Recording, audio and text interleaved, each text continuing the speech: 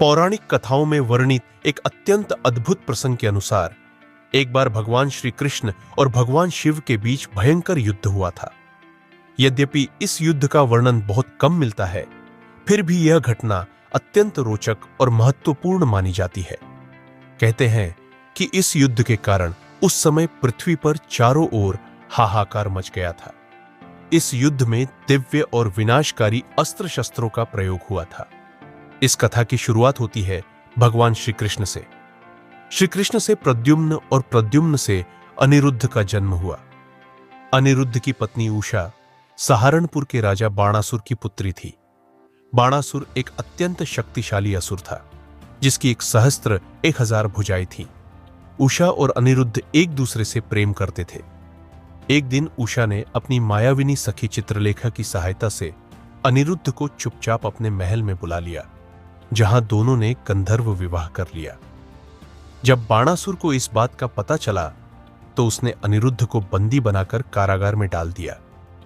बाणासुर को भगवान शिव का वरदान प्राप्त था और शिवजी ने उसकी रक्षा करने का वचन भी दिया था। जब श्री कृष्ण को इस घटना की जानकारी हुई तो वे अपनी सेना के साथ बाणासुर के नगर की ओर प्रस्थान कर गए। बाणासुर को जैसे ही श्री कृष्ण के आगमन की सूचना मिली, उसने भगवान शिव से रक्षा का आग्रह किया। भगवान शिव भी अपने भक्त बाणासुर की रक्षा हेतु युद्ध भूमि में पहुंच गए। युद्ध अत्यंत उग्र था। श्री कृष्ण ने बाणासुर की विशाल सेना का संहार किया।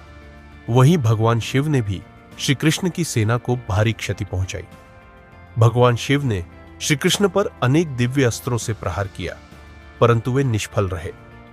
श्री कृष्ण द्वारा छोड़े गए अस्त्र भी भगवान शिव को कोई हानि नहीं पहुंचा सके। तब भगवान शिव ने पाशुपतास्त्र का प्रयोग किया, जिसके उत्तर में श्री कृष्ण ने नारायणास्त्र चलाया। इन दोनों अस्त्रों से उत्पन्न अग्नि से चारों ओर विनाश फैलने लगा, परंतु दोनों ही सुरक्षित रहे। इस विकराल स्थिति को देखते हुए श्री कृष्ण ने भगवान शिव को शांत करने के लिए निद्रास्त्र का प्रयोग किया। इससे समस्त क्षेत्र में घना अंधकार छा गया और शिवजी निद्रित हो गए। यह देख बाणासुर अपने प्राण बचाकर भागने लगा, परंतु श्री कृष्ण ने उसका पीछा किया और उसे पकड़ लिया। श्री कृष्ण ने उसकी सहस्त्र भुजाओं को एक एक कर काटना आरंभ किया। जब केवल 4 भुजाएं शेष रह गई, तब शिवजी की निद्रा भंग हुई और उन्होंने यह दृश्य देखकर क्रोध में आकर माहेश्वरास्त्र या शिव ज्वार अग्नि का प्रयोग किया। इससे संपूर्ण वातावरण में प्रचंड अग्नि फैल गई। उत्तर में श्री कृष्ण को अपना अंतिम अस्त्र नारायण ज्वार वैष्णव ज्वार चलाना पड़ा। यह युद्ध इतना भयानक था कि इसे देखकर नारद मुनि समेत सभी देवी देवता, यक्ष, गंधर्व आदि ब्रह्मा जी के पास पहुंचे और उनसे युद्ध को रोकने की विनती करने लगे, परंतु ब्रह्मा जी ने स्वयं को असमर्थ बताया। तब सभी ने मिलकर आदिशक्ति देवी दुर्गा की आराधना की। मां दुर्गा प्रकट हुई और उन्होंने दोनों पक्षों को शांत किया। तब श्री कृष्ण ने कहा, माथे, मैं केवल अपने पोते अनिरुद्ध को मुक्त कराना चाहता हूं। इस पर शिवजी बोले, मैं अपने भक्त बाणासुर की रक्षा हेतु प्रतिबद्ध हूं।